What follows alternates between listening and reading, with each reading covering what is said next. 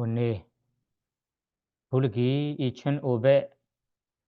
2567년 2024년 1월 12 수요일 저녁 아비담마 공부 첫 날입니다. 제가 작년 안 거대도 이 아비담마타 공부로 함께 공부했는데요. 그때는 3개월간 강의로 한 달에는 마음 이야기, 두 번째 달에는 마음 부수 이야기, 세 번째 달에는 물리지 이야기로 발리어와 함께 공부했습니다. 그때는 한 달간씩 강의이고 자세한 설명, 단어 분석까지 공부 못했습니다. 이번에는 발리어 없이 발리어에 나온 내 이야기는 이미 알고 있었기 때문에 단어 분석, 자세한 설명의 핵심적으로 다시 공부하도록 하겠습니다. 앞에 강의를 들은 사람들이 이번에 강서를 듣다 보면 더 분명하게 이해하실 거예요. 그래서 이번에도 마음 부수 물리지 이야기만 이 단어 분석과 자세한 설명, 간주한 이 설명 위주로 공부해 보겠습니다. 그럼 이 마음 부수 물리지만 알게 된다면 이 다음에 이 빠타나 공부하건 그리고 이 12연기를 자세히 공부하건 도움이 되겠습니다. 이 마음 부수 물리지를 모른다면 빠타나 공부와 12연기를 자세한 공부가 좀 어렵습니다. 그래서 이번에 마음 부수, 마음 이야기부터 시작하겠습니다. 이 상세한 설명은 쓰는 나름대로 설명하는 거 아니다. 이 마음 이야기를 해설한 책이 미얀마어로 있습니다. 우리 강원에 공부했을 때 함께 공부했던 책, 이 해설책이라고 우리 마하간다용 권스님께서 작성한 책이 있습니다. 이 책을 가지고 제가 설명하도록 하겠습니다. 그러면 우선 그 마음 부수 이야기에 보시면 첫 개성이 있죠. 그 개성은 설명 지난번에 했기 때문에 설명할 부분만 가지겠습니다. 한 번은 좀 읽어보세요. 여기에 보시면 사마삼부다 마뚜랑 사사담마 그누담망 아비와디야 바시상 아비담마타 싱가한 무슨 내용이냐면 비교할 이가 없는 정든가짜게 정보과 함께 거룩한 모임에도 예기형 올린 뒤에 아비담마타 상가하라는 이 책을 설하려 하네. 이 개성에서 제가 아비와디야 여기에 두 번째 구조 첫 단어를 보시면 아비와디야 보시지요. 그 아비와디야 예기형을 올린다. 불법성의 예기형을 올린다. 이 이야기를 내가 설명하겠습니다. 그럼 발리어로 아비와디야 한국말로는 예기형을 올린다, 저 올린다 의미인데요. 그러면 이 단어를 보면 옛날 책을 작성하려고 하는 이 컨서넨들의 관습을 알 수 있습니다. 한국에는 무슨 관습이 있는지 제가 모르지만 우리 부교에서는 옛날부터 이 컨선들이 책 한 권을 작성할 때마다 해왔던 관습 하나가 있어요. 그거 무엇일까요? 바로 부처님 삼보 성가라는 삼보님께 우선적으로 예기양우 올리곤합니다. 이 예기양 먼저 불법선 삼보님 구이하고 예기양 올리는 관습이 우선적으로 하는 정통입니다. 관습입니다. 지금도 이 아비담마타 최고 자성한 스님이 누로다 스님입니다. 누로다 스님께서 이 책을 작성하기 전에 먼저 이 개성으로 부처님 법 성가에게 예기양을 올립니다. 그러면 예기양을 올리는 것이 앞에 큰 스님들의 관습을 따라하는 것도 되고 자기가 원하는 소원을 성취하게 되도록 불법선 사부님께 예기양 올리는 거예요. 그러면 불법선 사부님을 잊지 않고 항상 의지한다는 뜻이잖아요. 이것도 우리가 본받아야 할 관습이에요. 우리가 무슨 일을 하건 어떤 회사를 새롭게 시작하려고 하건 어떤 장사를 먼저 시작하려고 하건 불자답게 불법선 사부님을 잊지 않고 먼저 예기양을 올리는 것이 축복이 되고 좋은 관습이라고 이해할 수 있어요. 그래서 미얀마에서는 이 최고 자성한 스님뿐만 아니라 우리 불자들이 어떤 사업을 새롭게 시작하려고 하거나 아니면 화장하려고 할 때마다 우선적으로 불법선 사부님께 공양을 올리는 정통이 있어요. 이것이 나는 불자에게 불법선 사부님 잊지 않다. 의지합니다. 먼저 선업을 지고 공덕을 쌓습니다. 이 공덕으로 내가 시작하려고 하는 일이 다 성공하기로 이런 식으로 하는 거예요. 그래서 여기에서는 누로다 이 아비담마타 최고 자성하는 누로다 스님의 관습을 알 수 있습니다. 아비와디야 불법선 사부님께 예기양을 올립니다. 그러면 여기에서 누로다 스님께 예기양을 올리는 의미, 이유가 있어요. 올리는 이유가 두 가지예요. 옛날 스님들도 마찬가지로 자기가 원하는 소원이 있었죠. 누로다 스님도 자기가 원하는 소원이 있다고 합니다. 그러면 첫째는 이 아비담마타 책을 시작하려고 하다가 다음에 끝까지 어떤 방해나 장애가 생기지 않도록 그리고 여러 가지 위험에서 위험을 보호하기 위해서 불법선 사부님께 예기양을 올린다.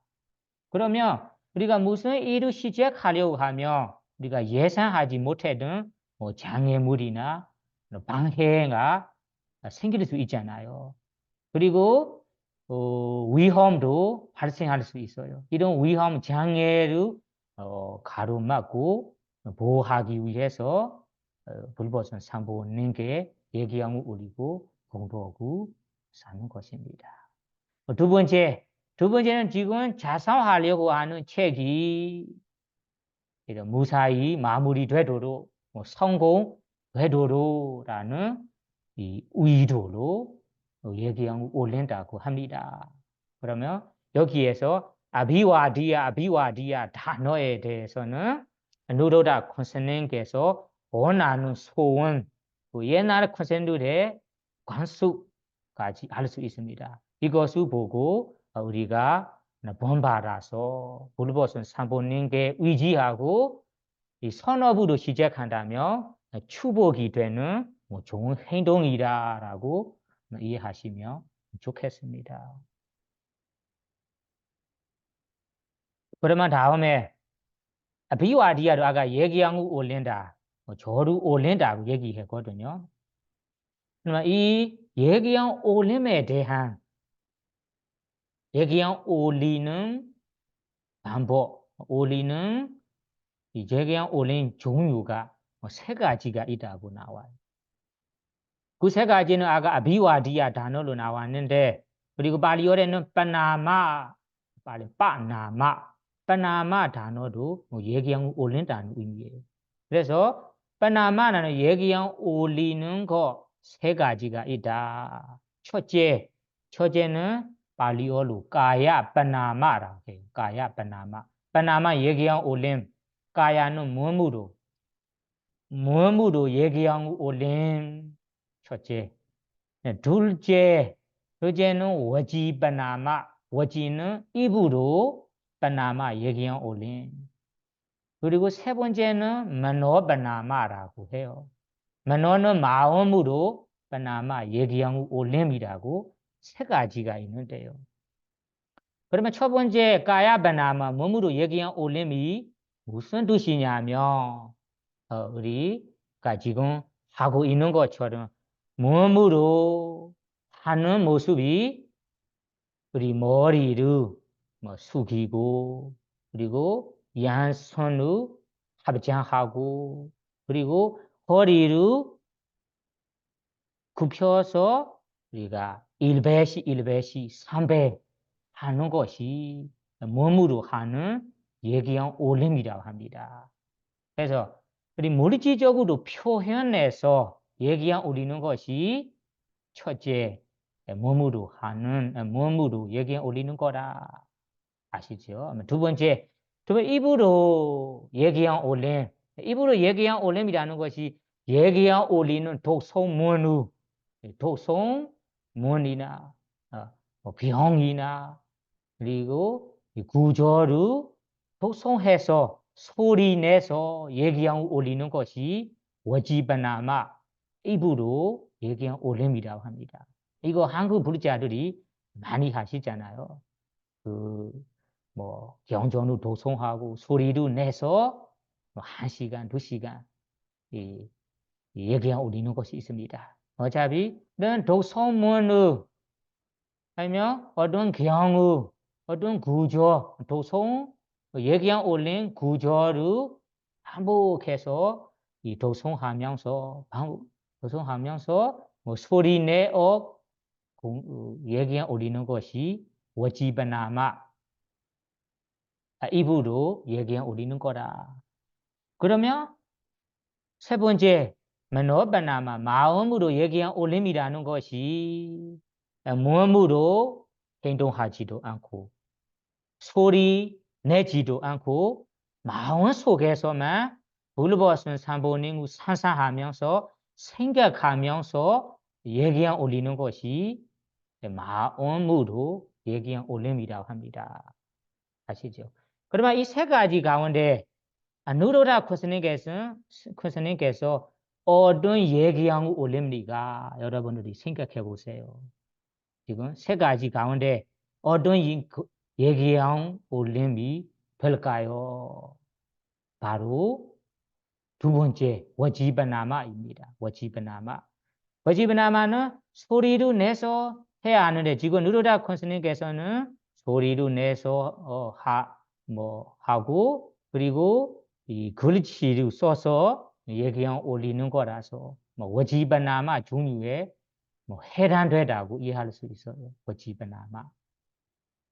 입으로 얘기한 올림. 그러면 이 세 가지 가운데 어떤 얘기한 올림이 얘기한 올림의 이익이 많은가요? 이익이 많은 얘기한 올림이 어떤 얘기한인가요? 생각해 보세요. 이에 대해서는 이 워지바나마라는 입으로 소리로 내서 얘기한 올리는 것이 다른 두 가지보다 공덕이 크다. 그리고 이익이 많다라고 설명합니다. 왜 그럴까요? 여기에 설명하자면 우리가 몸으로 얘기한 올리거나 마음속으로 얘기한 올린다면 혼자서만 나 혼자 얘기한 올리는 사람 혼자만 얘기한 올리는 이익이 있다. 이익이 있다. 그래서 특별한 이익이 이익이 너무 많은 거 아니다.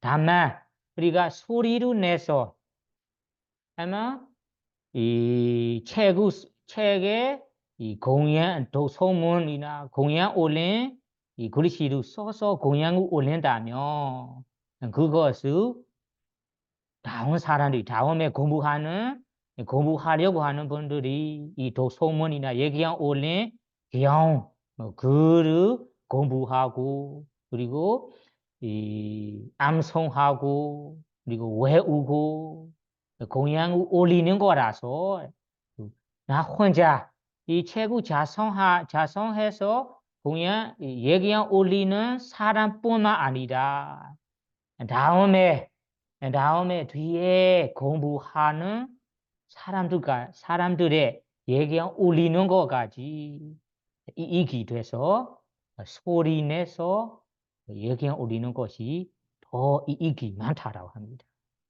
이것이 실제로 생각해 보세요. 여러분이 소리를 내서 얘기한 올린다 하면 아니면 어떤 얘기한 글을 써서 얘기한 올린다면 그 소리를 두고 다른 사람들이 이거 따라 도송하며 다른 사람까지 선업을 주는 거잖아요. 이익이 되는 거잖아요. 나 혼자만 이익이 되는 거 아니고 나를 통해 다른 분들이 따르게 되니까 다른 분들의 얘기한 올리는 것까지 공덕이 많다. 이익이 많다라 합니다.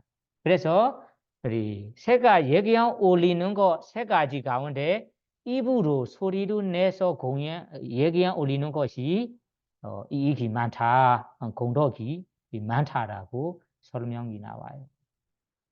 지금 여기 누로다 콘스님께서 자성한 이 구조를 보고 예를 들어서 설명하자면 그렇잖아요. 우리 지금 이 사마삼보다 마뚜라 사다 담마 그노담마 아비와디야 바세이산 아비담마타 생가하라는 개성이 얘기한 올리는 개성이잖아요. 이 얘기한 올리는 개성을 누로다 콘스님께서는 그 옛날부터 그 수년 때부터 자성했습니다. 지금까지도 우리가 이 책을 공부하려고 하는 분들이 따라 얘기하고 올리게 되니까 다음에 공부할 사람들도 이 얘기하고 올리게 되니까 도송하게 되니까 누로다 컨선이 혼자만 얘기하고 올리는 이익이 되는 거 아니잖아요. 지금 우리에게까지 얘기하고 올리는 이익이 되는 거예요. 만약에 누로다 권스님께서 이 도소문 얘기하문을 쓰지 않고 탑에 가서 몸으로 얘기하고 올리고 책을 작성했어요. 아니면 마음속으로만 상상하고 생각해서 얘기하고 올렸어요. 그러면 우리 지금 누로다 선생님께 작성한 이 책을 공부하며 이 도성이 없고 다른 내용부터 마음 이야기부터 공부하게 될 거예요. 그러면 우리는 얘기한 올림 없이 그 내용부터 공부하게 될 거예요. 그래서 그때는 누로다 콘슨에게 혼자만 얘기한 올리는 이익이 될 거예요. 지금은 누로다 콘슨께서 이 대성 하나로 써서 얘기한 올리었기 때문에 우리에게 얘기한 올리는 이익까지 됩니다. 그래서 세 가지 가운데 입으로 소리 내서 얘기한 올리는 것이 이익이 많다라고 이해하시고요. 다음에 그러면 이 개성은 끝났습니다.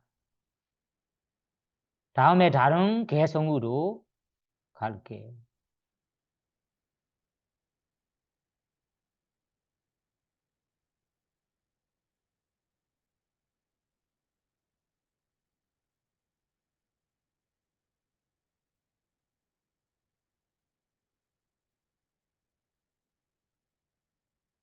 잠시만요.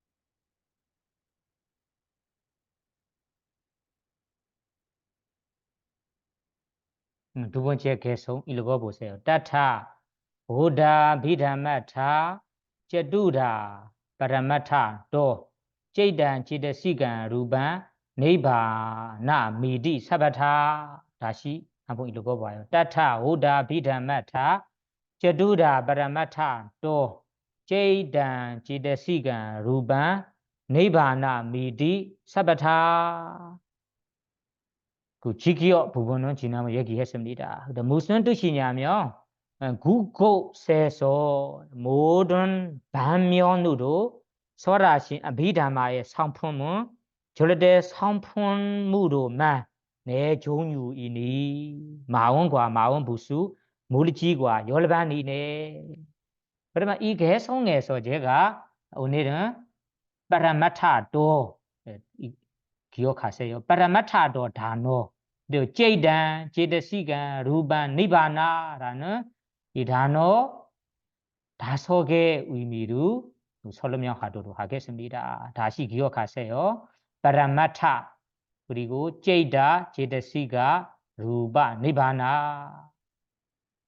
그럼 먼저 우리 파라마타라는 단어 기억하시죠? 그럼 파라마타 팔리어로 파라마타라고 얘기합니다.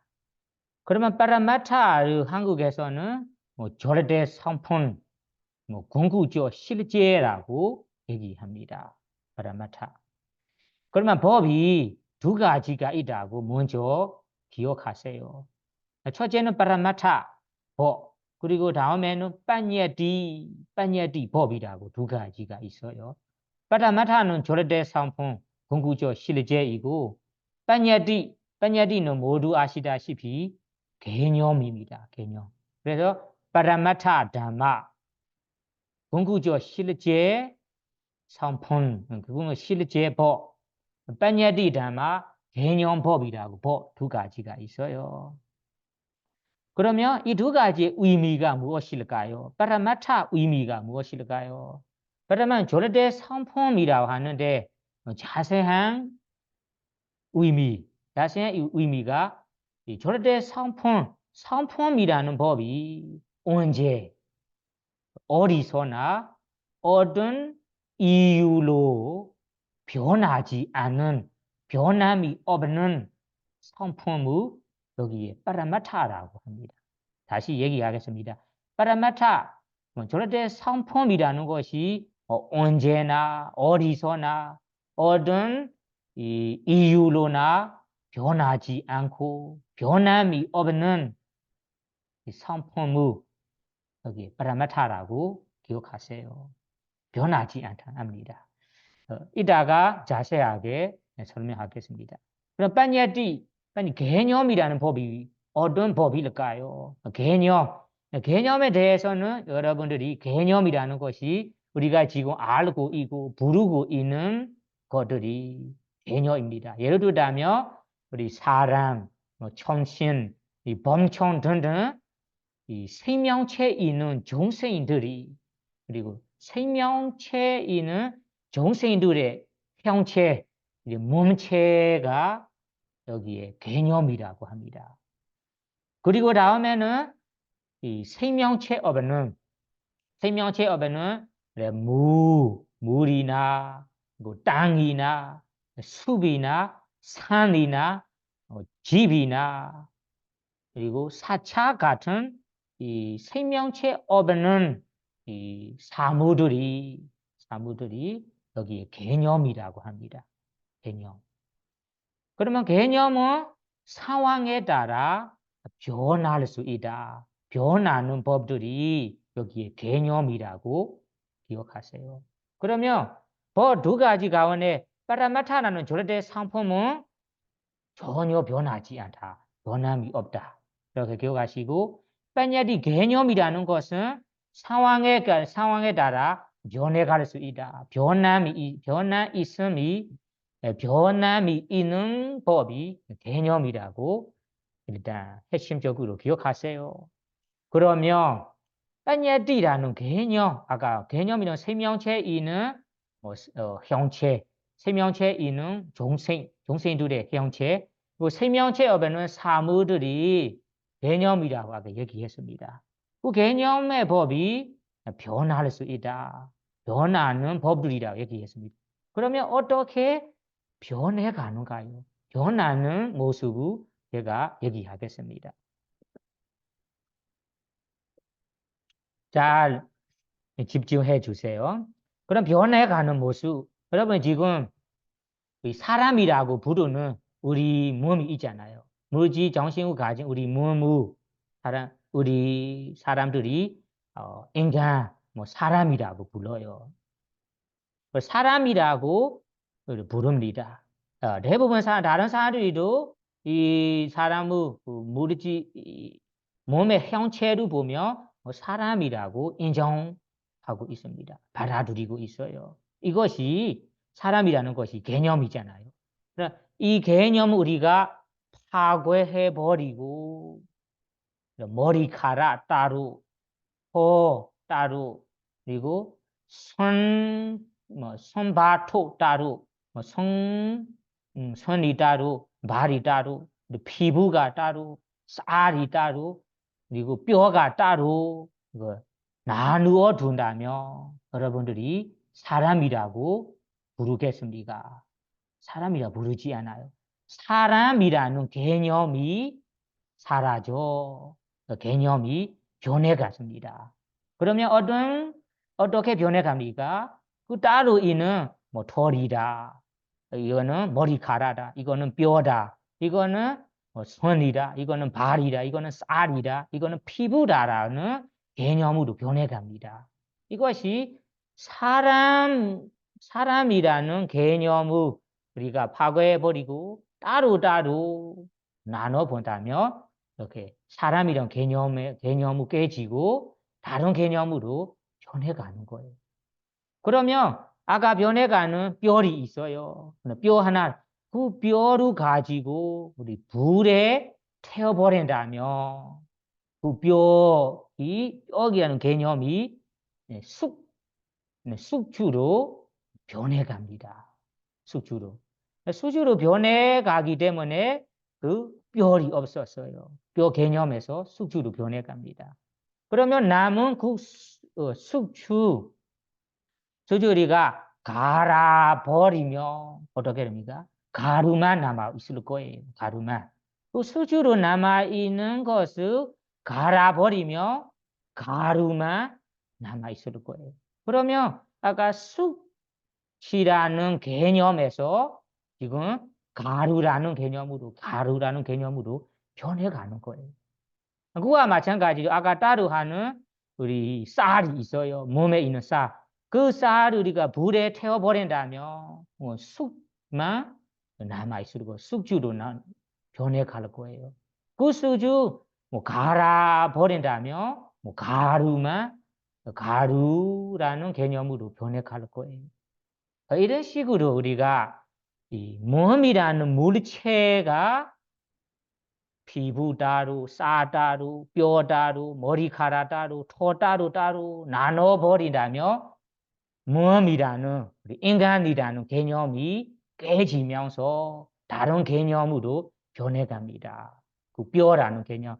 그럼 뼈를 우리가 불에 태워버린다면 뼈라는 개념이 변해가면서 숙주로 변해갑니다.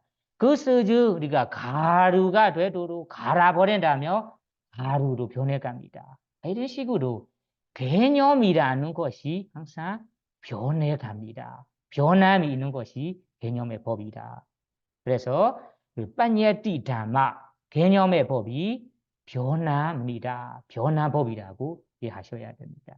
그와 마찬가지로 우리 어떤 것을 보든 이 생명체업에는 뭐 산후보든 지부보든 지부 보시면 우리가 지붕도 있고 뭐 기둥도 있고 그 기둥 지붕 모여 있는 거 집이라고 부르잖아요. 이 집에 있는 것을 따로 나눠버린다면 집이라는 개념이 무너지면서 다음에는 기둥 아니면 지붕이라는 개념으로 변해갑니다.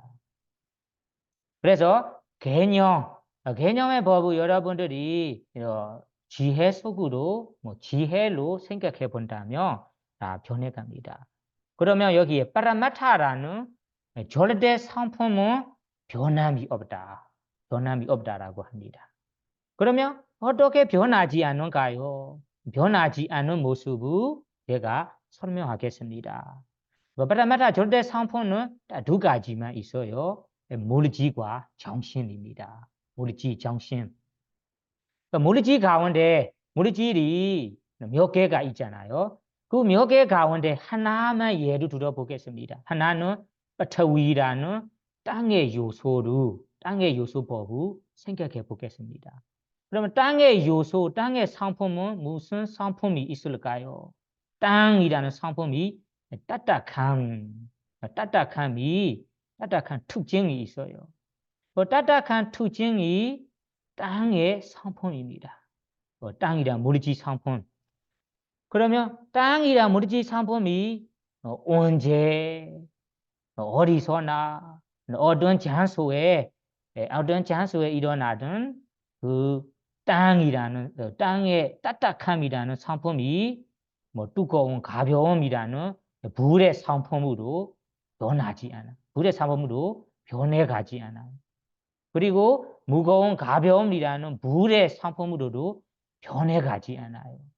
그 어떤 물체에 이른 그 땅의 요소, 땅의 따뜻함이라는 요소가 그대로 따뜻한 이 상품만 가지고 있어요. 따뜻한 상품에서 다른 상품으로 변해가지 않아요. 그래서 뭐 땅의 요소, 땅 물질의 상품이 다른 상품으로 변해가지 않다. 이런 의미예요. 예를 들면 땅의 요소가 물체도 있고 몸에도 있잖아요. 몸에 생명체 있는 땅의 요소, 요소 물질이든 생명체 없는 땅의 요소 물질이든 따뜻한 상품만 가지고 있어요. 따뜻한 상품이 언제 어디서나 어떤 이유로도 변해가지 않아요. 다른 법으로 변해가지 않아. 항상 따뜻한 요소만 가지고 있어요.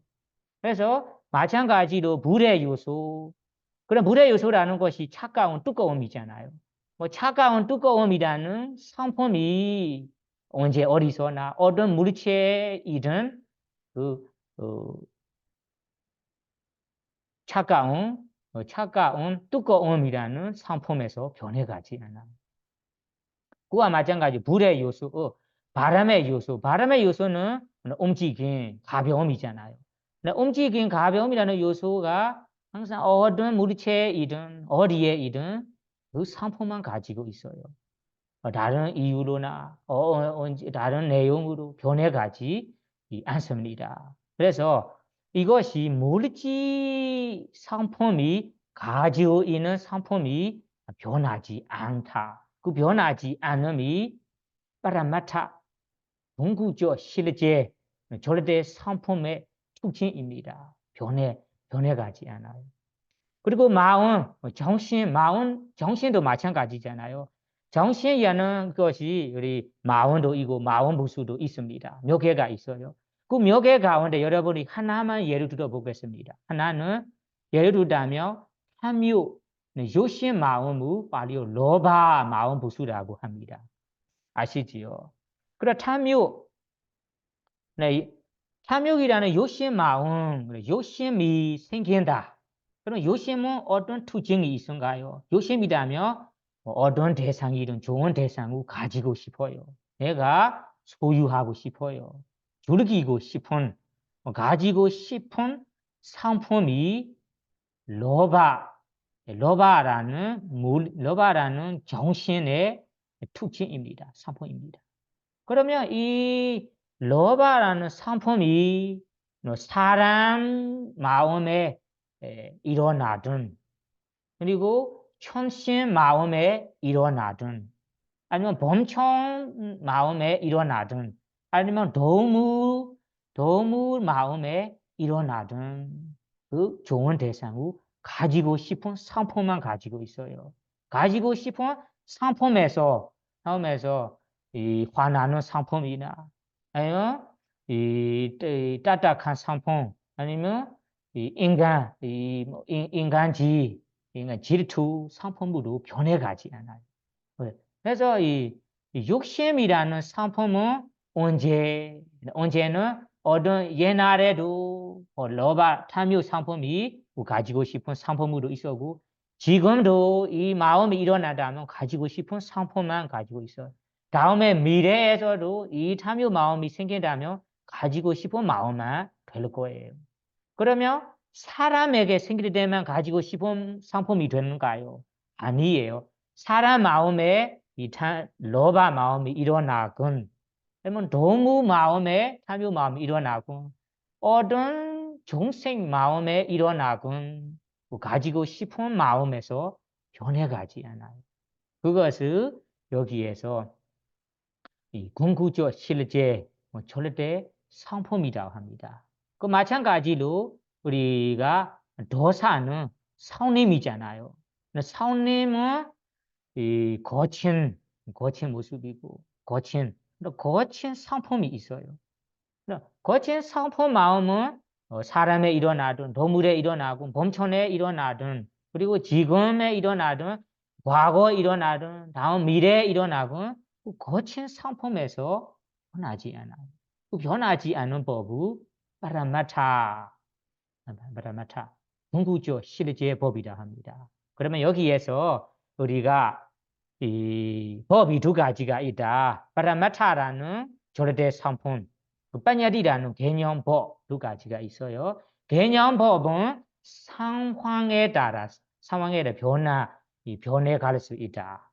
파라마타라는 절대 상품은 변하지 않는 법이라고 얘기하고 어떻게 변하는지 이 개념법이 어떻게 변하는 모습 파라마타라는 절대 상품은 변하지 않는 모습을 지금 얘기했습니다. 그러면 다음 내용으로 넘어가 볼게요.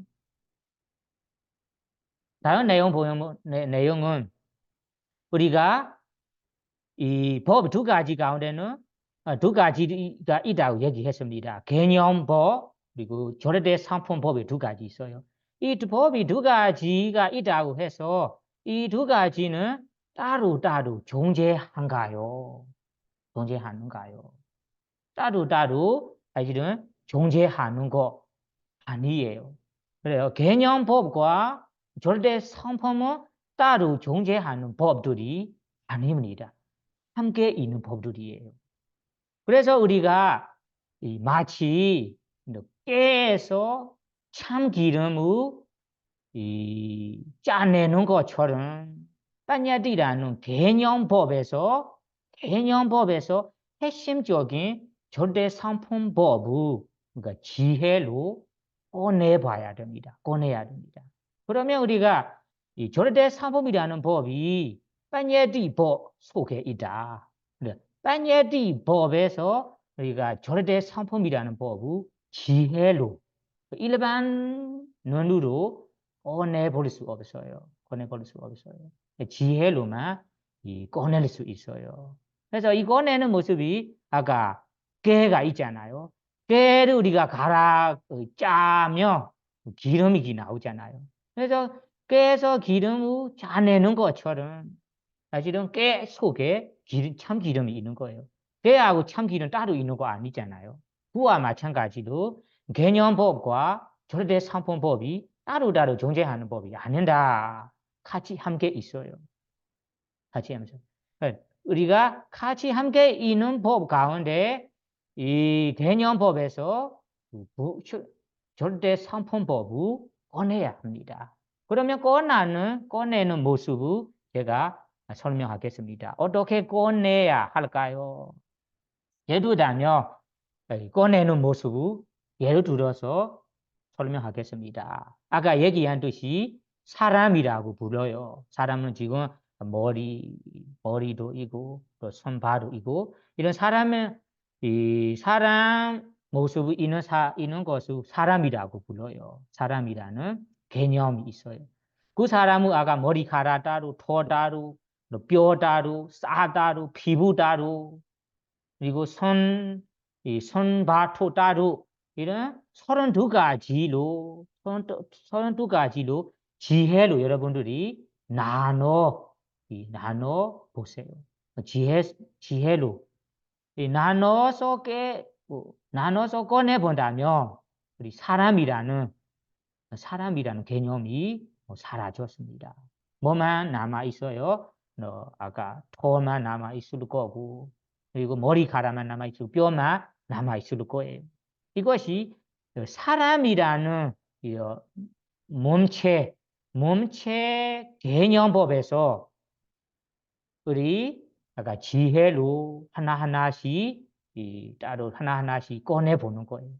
그러면 아까 머리카락 32가지로 꺼내본 것을 우리가 하나를 가지고 꺼내 보겠습니다. 하나는 아까 머리카락. 머리카락을 우리가 개념이잖아요. 머리카락 부르는 까맣게 있는 것을 이 머리카락을 불러요.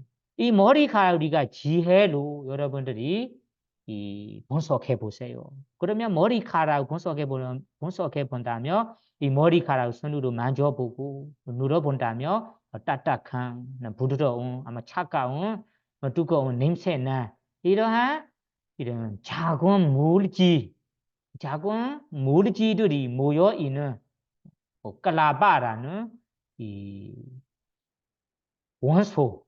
원소들이 모여 있는 물질만 있는 것을 여러분들이 알게 될 거예요. 그럼 머리카락을 제가 부르는 것이 실제로 머리카락을 지혜로 분석해 볼 때는 머리카락이 아니구나. 이 머리카락에 땅의 요소, 물의 요소, 그리고 지수화라는 불의 요소, 이 요소의 물질법, 그리고 이 구별할 수 없는 다른 조그마한 물질들이 모여 있는 원소들이구나. 이 물질의 모임이구나라고 알게 될 거예요. 이것이 우리 머리카락이라고 부르는 머리카락 알고 있는 개념에서 우리가 지혜로 파라마타라는 절대 상품을 꺼내보는 거예요. 그래서 머리카락을 일반 눈으로 보면 일반 사람들은 머리카락이다라고 개념 알고 있어요. 다만 지혜로 우리가 분석해 볼 때는 머리카락이 손으로 만져볼 때는 딱딱한 이 땅의 물질 요소 상품이구나. 그리고 차가움이 이 물의 상품 물질이구나. 그리고 묵어 있는 것이 이 물의 상품 물질이구나. 그리고 냄새 나는 것이 원나라는 냄새. 그러니까 맡아볼 때는 헤어로 맡아볼 때는 맛이 날 거예요. 이런 물질들이 원소를 모여 있는 물질만 있는 거구나라고 이 물질만 있는 것을 알게 될 거예요. 이런 식으로 우리가 여기에는 머리카락 개념의 지혜로 절대 성품법을 꺼내보는 거예요.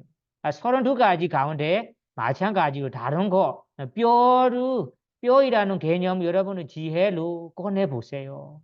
아마 그 뼈를 지혜로 꺼내본다면 아까 지수화품의 상품 물질만 그리고 구별할 수 없는 이 파란 소 물질 그 다른 물질들만 남아 있을 거예요. 그 32가지 가운데 다른 쌀이나 피부나 아니면 이 털이나 어떤 것을 무엇이든 여러분들이 지혜로 꺼내 보세요. 다음에 마지막에서는 변하지 않는 절대 성품물이지만 남아있을 거예요. 그래 이것이 우리 사람이라는 개념에서 물질이라는 이 절대 성품의 지혜로 꺼내보는 모습입니다. 그러면 정신을 꺼내보겠습니다. 우리 이 사람의 모습, 우리 몸체를 보고 아 이거 사람이다라고 알고 있어요. 그러면 이 사람이라는 형체를 지혜로 아까 분석해 본다면 아, 사람을 보면 나에게 보면 대상을 아는 마음도 있고 대상을 아는 마음도 있고 그 대상을 접촉하는 파사 접촉도 있고 대상을 이 느끼는 느낌도 있고 대상에 따라 일어나는 마음도 있습니다. 이 마음들이 정신법구나고 알게 됩니다. 그러면 이것이 사람이라는 개념에서 우리가 정신, 대상의 아는 마음이라는 정신, 대상의 접촉하는 파사라는 정신, 그리고 대상을 느끼는 느낌, 웨르나라는 정신, 다른 형상법들을 알게 되는 것이 정신법, 정신에는 절대 성품을 알게 되는 것입니다. 그래서 우리가 대부분 사람이 알고 있는 사람이라고 부리고 사람이라고 알고 있는 개념이 실제는 실제로 생각해 본다면 개념이 없고 파라마타라는 절대 성품만 있는 거구나라고 알게 됩니다. 절대 성품만 남아 있을 거예요. 빠냐디라는 개념들이 지혜로 분석해 볼 때는 실제로 없고 다음에 마지막에서는 무조건 물질 정신이라는 절대 성품만 변하지 않고 남아 있을 거예요. 이것이 우리 아까 깨에서 참기름을 짜내는 것처럼 개념이라는 개념 속에서 절대 성품법을 꺼내보는 모습입니다. 그러면 이에 대해서는 우리가 알아야 하는 것이 개념이라는 법이 사실은 분명히 있는 거 아니에요. 분명히 없는 법이에요. 다만 우리는 개념이라는 법이 실제로 있는 것 같아, 있는 거구나라고 알고 있어요. 사실은 개념이라는 법은 분명히 있는 거 아니에요. 분명히 있는 법 아니에요. 그래서 이 지혜로 분석해 본다면 분석할수록 실제로 없는 것을 여러분들이 알게 될 거예요. 아까 얘기한 듯이 사람이라는 개념에서 그러니까 사람이라는 개념을 분석해 볼 때는 32가지라는 개념으로 변해가면서 32가지가 남아 있어요. 사람이라는 개념이 찾을 수 없어요. 그럼 아까 32가지도 하나하나씩 분석해 볼 때는 머리카락이라고 부리는 개념을 분석해야 되는 머리카락이 실제로 없고 물질만 있는 거구나. 예. 탄소라는 물질에 모여 있는 물질, 작은 물질들이 모여 있는 거구나라고 알게 될 거예요. 그리고 다음에는 사람이라는 것을 보면 물질도 알게 되고 정신을 알게 될 거예요. 이런 식으로 우리가 개념이라는 법이 분명히 있는 거 아닙니다. 지혜로 분석하면 분석할수록 분명히 있는 것이 파라마타라는 절대 성품만 있구나라고 알게 될 거예요. 그래서 여러분 여기에서는 개념이라는 법이 분명히 있는 거 아니다. 실제로 있는 거 아니다. 우리가 모르는 뿐이다. 실제로 있는 거 분명히 있는 것이 파라마타라는 절대 성품이다라고 하시고요. 다음에는 일반 사람들과 개념의 분야 이에 대해 얘기하고 싶어요. 그럼 일반 사람이라고 하면 우리를 말하는 거예요. 우리 본부, 일반 중생, 일반 본부들이 주로 대부분 사람들은 주로 실제로 있는 파라마타 절대 성품을 모릅니다. 예. 왜 그러냐면 아까 몸체, 형체라는 형체가 덮어버리기 때문에 대부분 사람들은 개념만 알고 있어요. 개념만. 우리의 마음은 개념이라는 분야에서만 마음이 끝나고 있어요. 마음 대상이 됩니다. 실제 이 파라마타라는 절대 성품까지 우리가 모릅니다. 이것이 일반 사람들의 모습입니다. 그래서 우리 대부분 일반 사람들은 주로 개념이라는 법 속에서만 지내다. 개념이라는 분야에서만 주로 지내고 있다라고 알아야 됩니다. 파라마타라는 절대 성품까지 아는 사람들은 많이 없어요.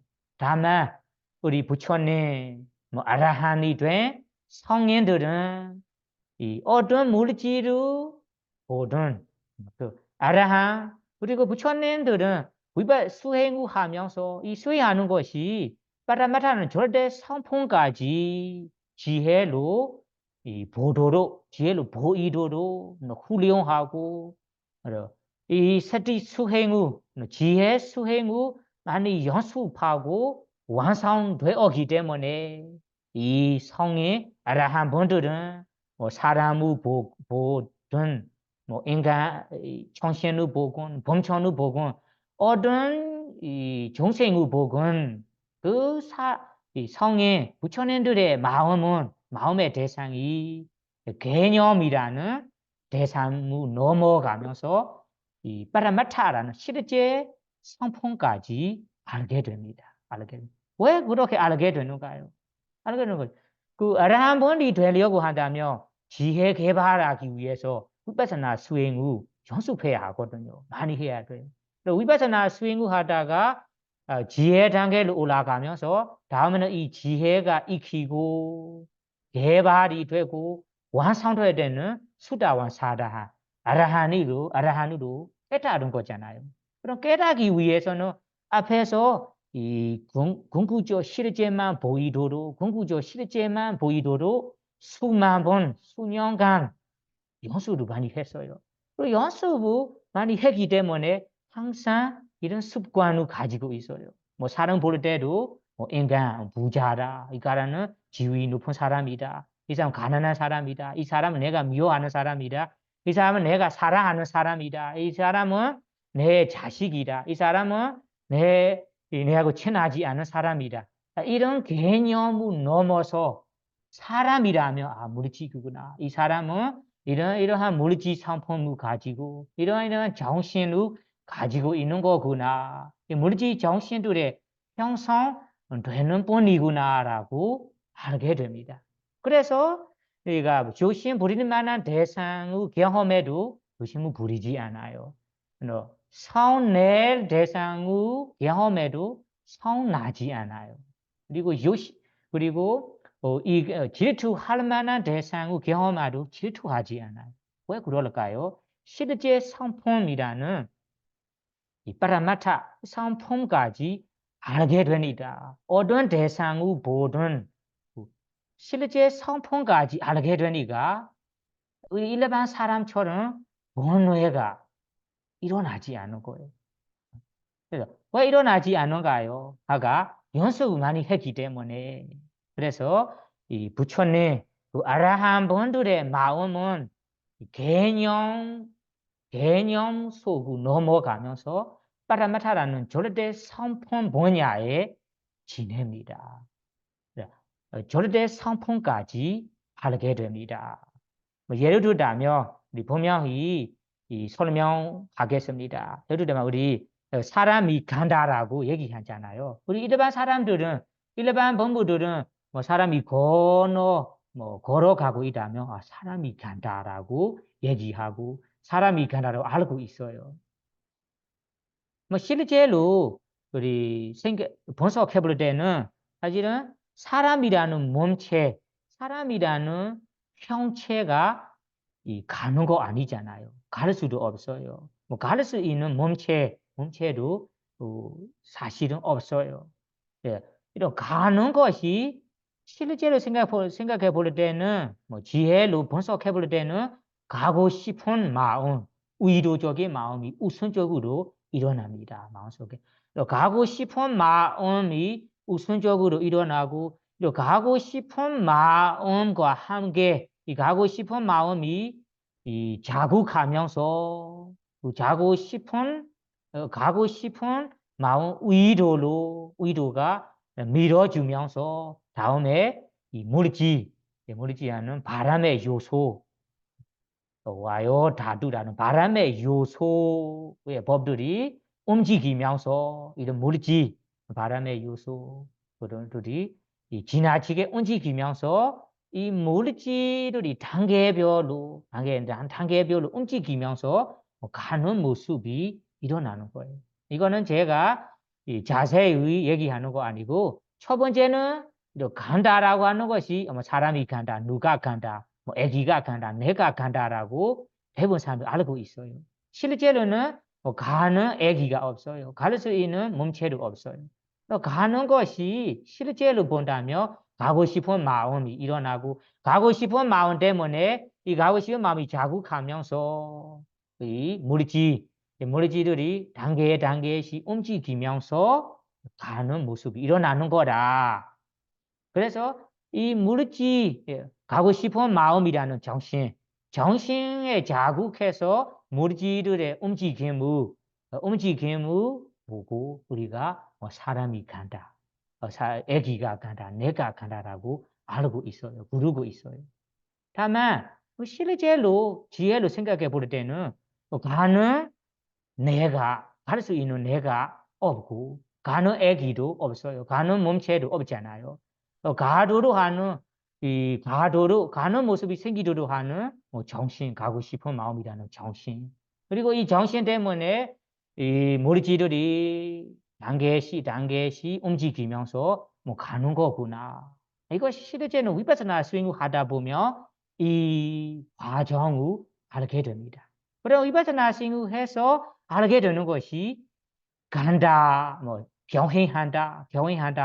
병행하면서 대부분 사람들이 알고 있는 간다는 개념을 넘어가면서 다음에 가는 개념 속에 절대 성품법을 알게 되는 거예요. 이것이 바로 위파사나의 지혜입니다.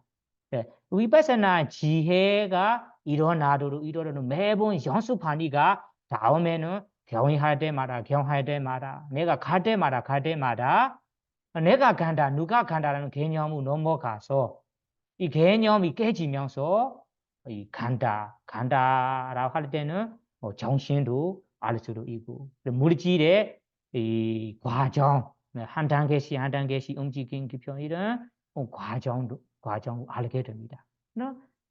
그것을 핵심적으로는 물질 정신만 알게 되는 의미잖아요. 물질 정신만 알게 되는 것이 바로 파라마타라는 절대 성품을 알게 되는 거다. 실제에 있는 것이 사실대로 알게 된다는 말이에요. 그래서 여기에서는 이 대부분 사람들의 마음은 개념 분야에서만 주로 지낸다. 아라한 성인들은 개념 분야로 넘어서 파라마타는 절대 성품 분야에서만 지내다라고 얘기하고 싶은 거예요. 그래서 여기에서 위파사나 수행의 우리가 이 위파사나 수행을 하는 자체가 이 절대 성품을 알기 위해서 위파사나 수행을 해야 하는 거예요. 위파사나 수행을 함으로써 절대 성품을 알 수 있다는 말이에요. 그리고 위파사나 수행 아니고 사마타 수행으로는 절대 성품을 알기가 어렵다는 의미예요. 어렵다는 말이에요.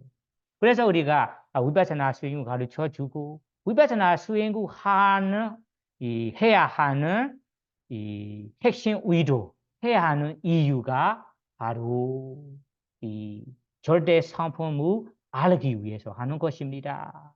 그래서 여러분들이 위파사나 수행을 한다면 일반 생활 속에 알고 있는 생활 속에 알고 있고 대부분 사람들이 주로 알고 있는 개념이라는 분야로 넘어가면서 실제 성품에 파라마타라는 절대 상품법, 모르지 정신들의 상품을 알게 됩니다. 그 모르지 정신들의 상품을 알도록 노력하는 것이 바로 위파사나 수행입니다. 위파사나 수행으로 우리가 절대 상품을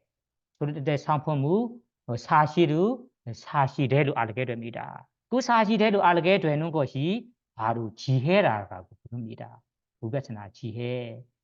이 위파사나 지혜가 익히고 힘을 가지고 완성이 될 때는 수다원이라는 수다원 단계로 수다원이 제거하는 대치 위지계자 사견 의심이라는 번뇌를 한 번에 잘라버리면서 수다원 도로 이 사견 의심이라는 번뇌를 제거해버립니다.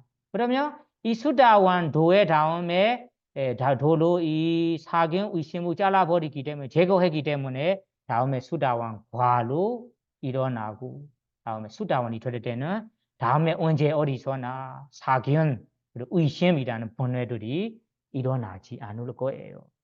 그래서 여러분이 위파사나 수행하는 것이 위파사나 수행을 하는 것이 다름이 아니라 일반 생활 속에 대부분 사람이 알고 있는 개념 분야로 넘어가요. 실제 상품은 절대 상품법을 알도록 하는 것이다. 알도록 노력하는 것이다. 사실대로 아는 것이 위파사나 지혜이다라고 이해하시고요.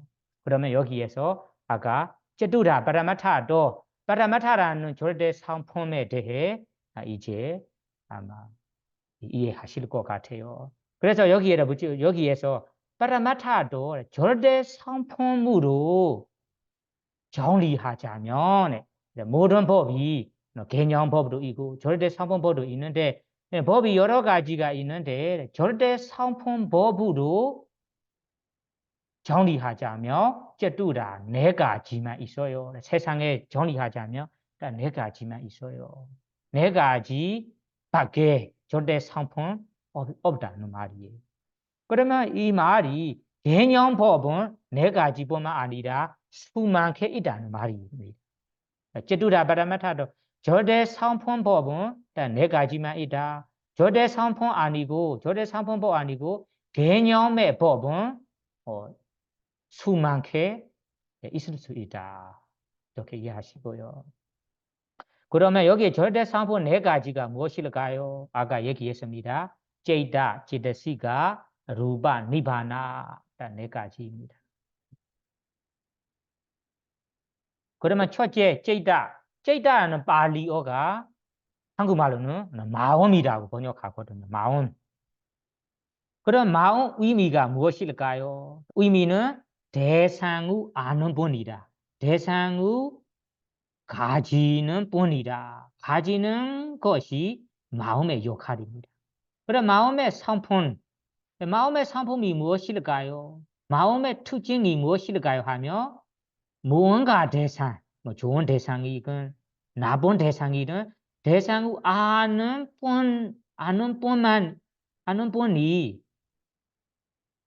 분이 대상을 가지기만 하는 것이 마음의 상품입니다. 그래서 우리가 살다 보면 어떤 대상을 처음으로 알게 된다. 알게 된 것이 마음의 역할입니다. 마음이 있기 때문에 대상을 알고 있는 거예요. 대상을 가지고 있는 거예요. 마음이 없다면 대상을 가질 수 없고 할 수도 없어요.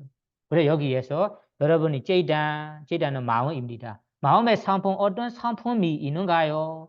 어떤 특징이 있는가요? 하며 무언가 대상을 아는 분이다. 무언가 대상을 가지는 상품이다라고 이해하시고요. 그러면 여기에서 대상을 안다 할 때 아는 것이 개헌전에는 세 가지가 있어요. 모두 아실 텐데 첫째는 사냐는 인식한 마음부수에 보면 사냐 인식한다.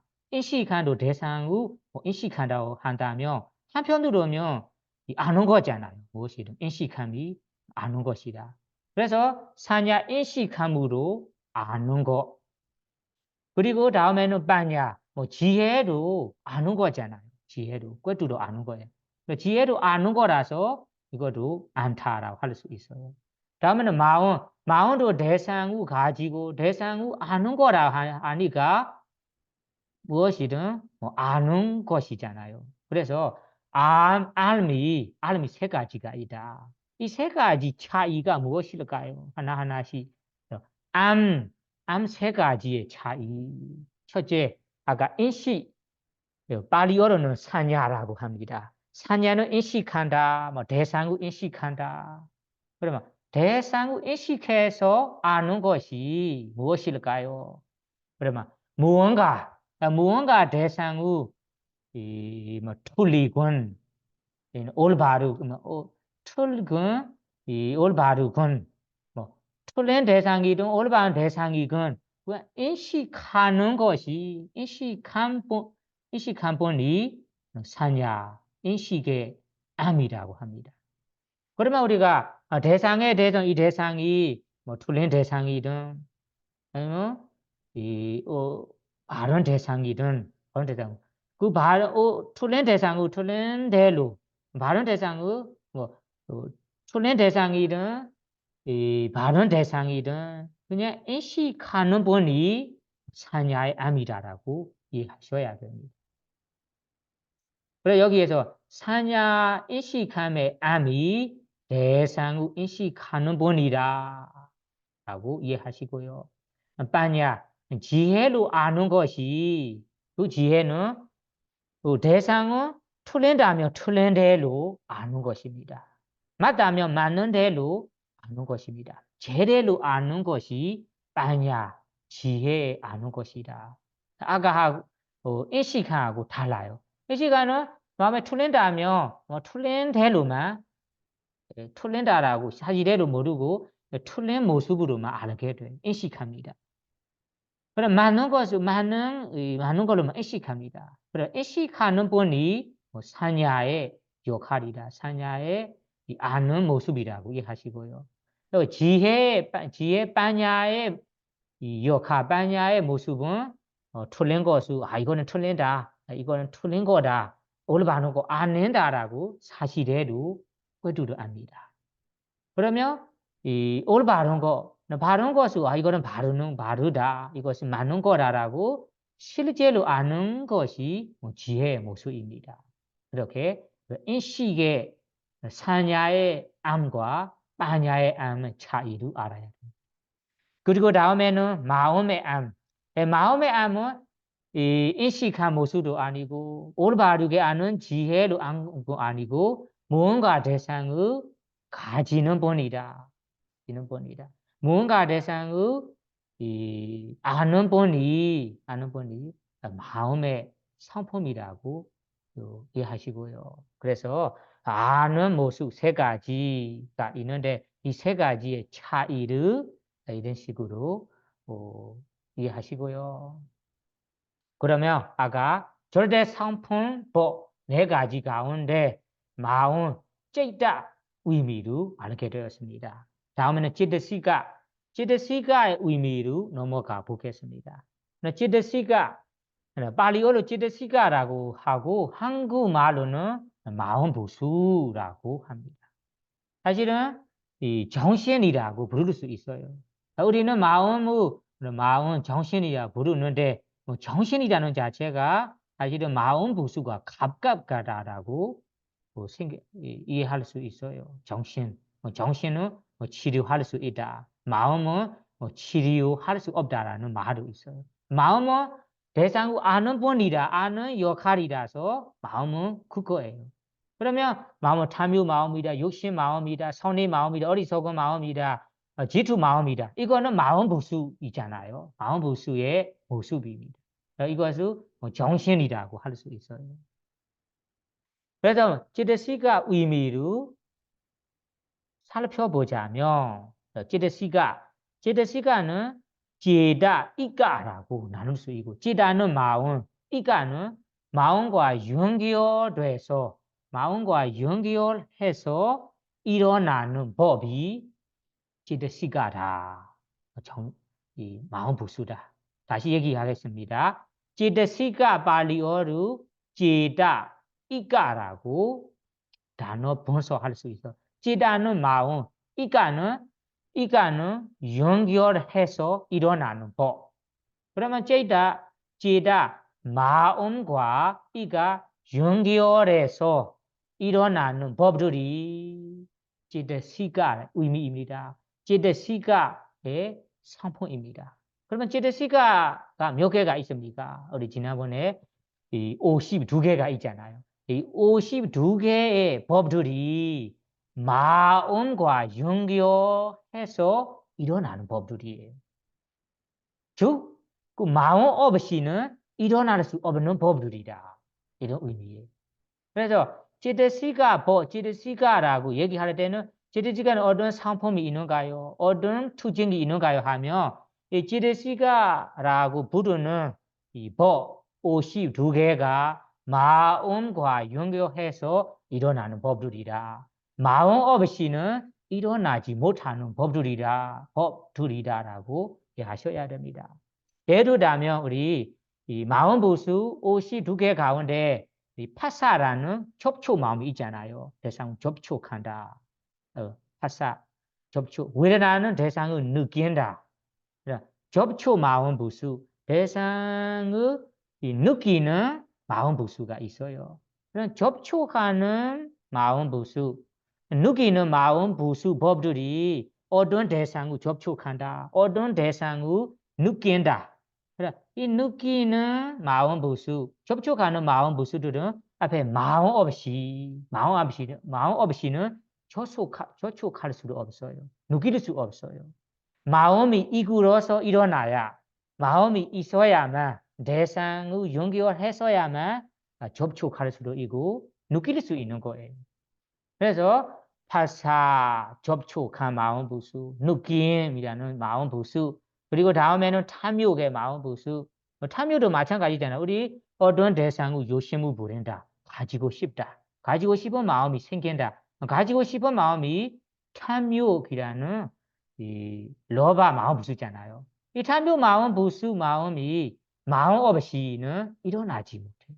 그러나 마음은 대상을 연결해주는 역할을 하기 때문에 마음이 대상을 가져주지 않는다면 그 대상 우리가 욕심 부리지 못합니다. 그 대상을 우리가 가지고 싶은 마음이 생기지 않아요. 그래서 제드시가의 의미, 제드시가의 상품은 마음, 앞에 마음이 있어야 됩니다. 마음을 이끌어서 마음이 리더입니다. 마음이 이끄는 법입니다.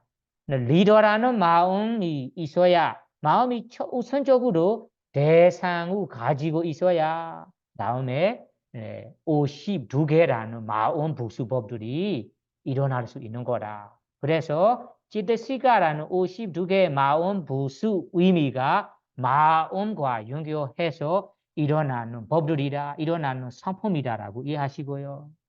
아시겠습니까? 그 다음 부분은 루바, 발리어로는 루바라고 부릅니다. 한국말로는 물지라고 부르는데요.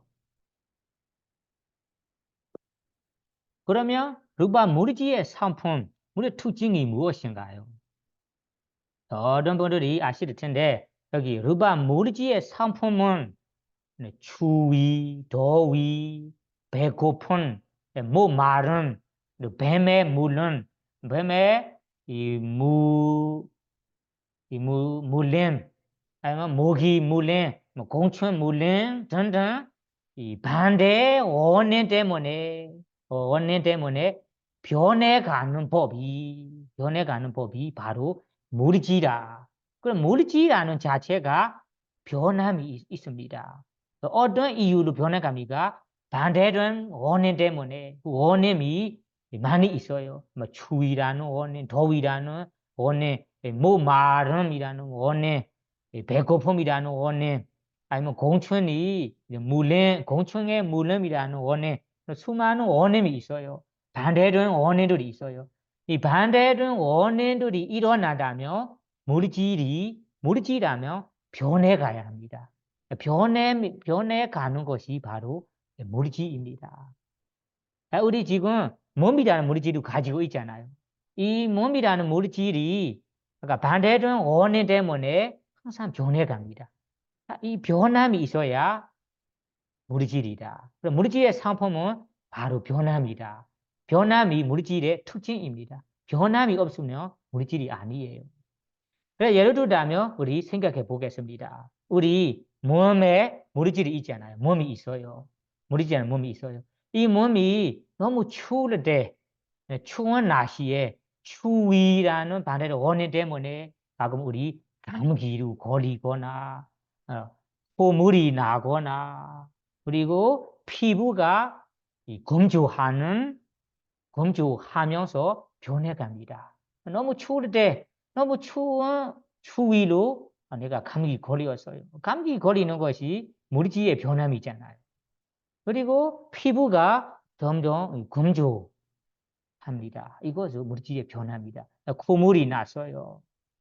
그리고 몸살이 났어요. 이것이 무리지의 변화입니다. 그 다음에는 더위. 더위로도 너무 더울 때는 피부이 빨갛게지고 그리고 건조해 나갑니다. 또 건조한 빨갛게진 것이 이 더움이라는 원인 때문에 변하는 거예요. 변하는 모습. 그래서 우리가 물지라고 부르는 거예요. 그리고 다음에는 가끔은 배가 너무 고파요. 목이 말라요. 배가 고프거나 목이 말라서 마를 때는 어떻게 됩니까? 힘이 빠지고 물질이 시들어집니다. 시들어집니다. 물질이 시들어진 모습은 생명체 이루 우리 몸은 아니잖아요. 우리 생명체 업은 나무를 볼 때는 이 나무에 물을 주지 않는다면 물을 마시지 못한다면 나무가 어떻게 돼요? 점점 시들어집니다.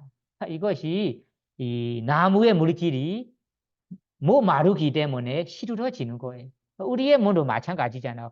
배가 너무 고플 때는 이 몸이 시들어지고 힘이 빠지고 힘들어져요.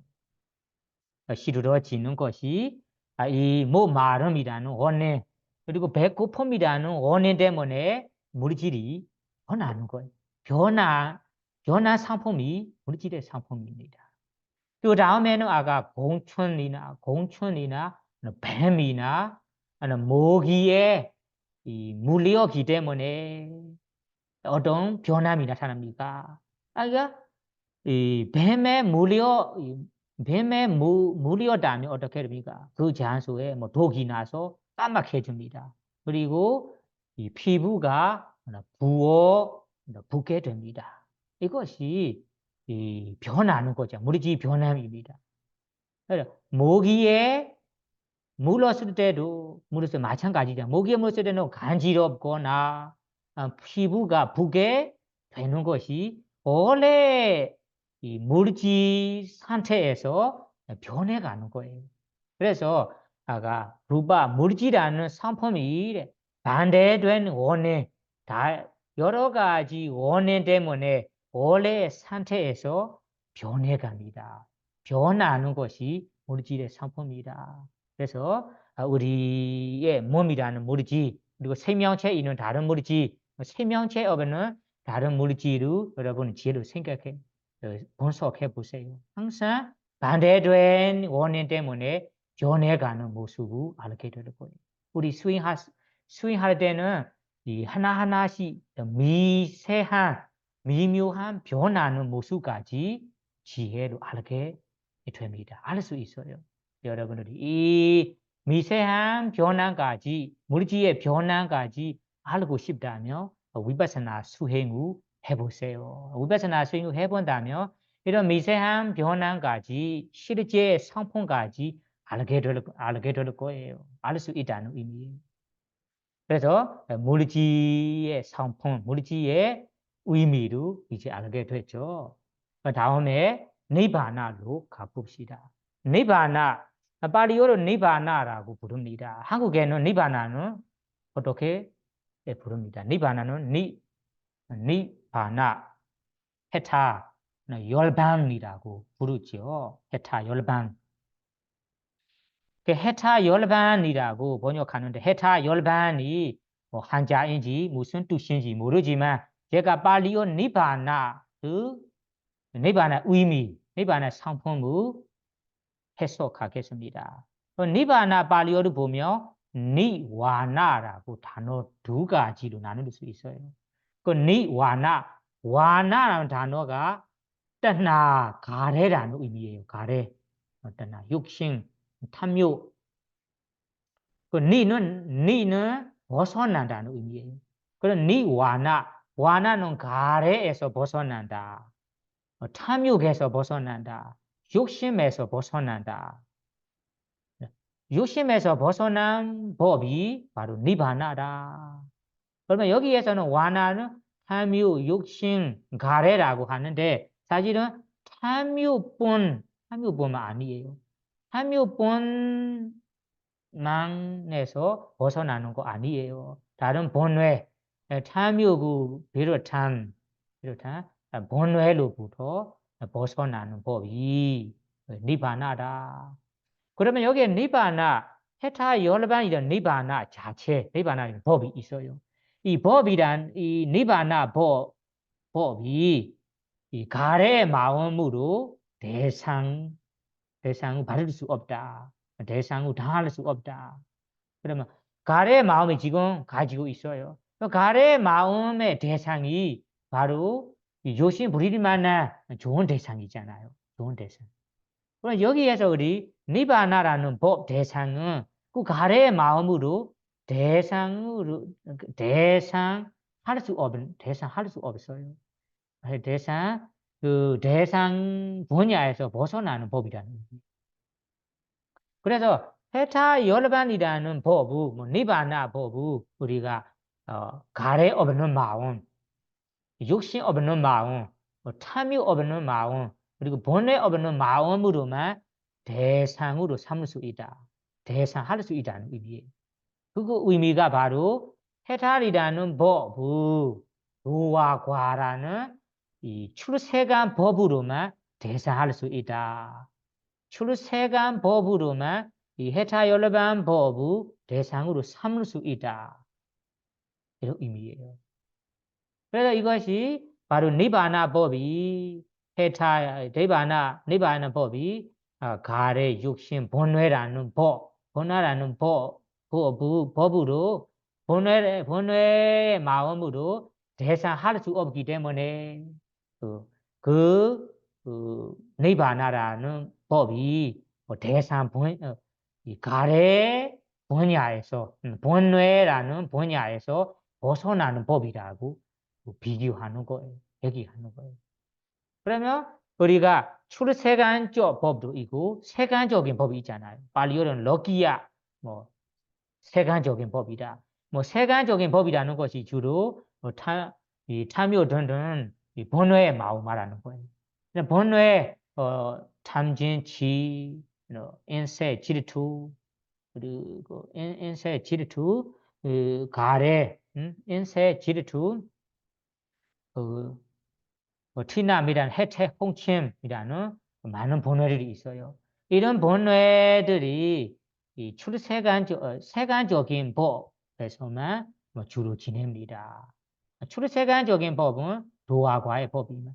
도화과의 법 대상이 바로 니바나 대상입니다. 세간적인 법의 대상은 그 일반적인 이 형세, 소리, 냄새, 맛, 이 감촉이라는 이 감각적 육신 대상입니다. 감각적 육신 대상이 세간적인 법들의 대상입니다. 세간적인 법들이 대상으로 삼는 분야입니다. 다만 니바나는 대상은 그 세간적인 법, 그 대상으로 삼을 수 없어요. 출세간적인 법으로만 삼을 수 있어요. 그래서 니바나는 가래에서 벗어나는 법이다. 가래 분야에 없는 법이다. 가래 마음으로 대상우 사물을 수 없는 법이라고 얘기하는 거예요.